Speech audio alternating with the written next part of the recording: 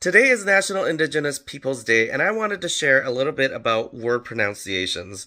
Because some of the pronunciations out there, in terms of the treaty acknowledgements, are just all over the place. And I've been wondering why there is such a bad pronunciation of Edmonton's Cree name. I dug into it and I found the video responsible for this terrible pronunciation. Amiskwaciwâskahikan. I don't claim to be an expert at Cree, but I did do my research. I watched videos on how First Nations and Métis leaders and knowledge keepers pronounce these words, and I learned from listening to that. I also took a 2-day Cree language course from somebody who speaks Saskatchewan Cree. So it's a slightly different in terms of accent and stuff like that. But one thing that I learned for sure is the pronunciation of the CI. The way that I heard it from his Saskatchewan Cree accent is exactly the same word in Cantonese. The CI is pronounced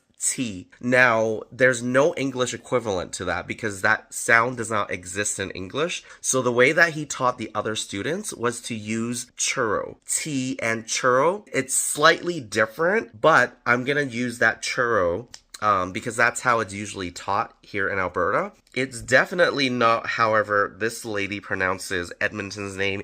And by the way, this is from the Edmonton Public Library YouTube account. So it frustrates me because 36,000 people have watched this video learning the incorrect pronunciation. Amiskwaciwâskahikan. So the correct way to pronounce it is amiskwaciwâskahikan. amiskwaciwâskahikan.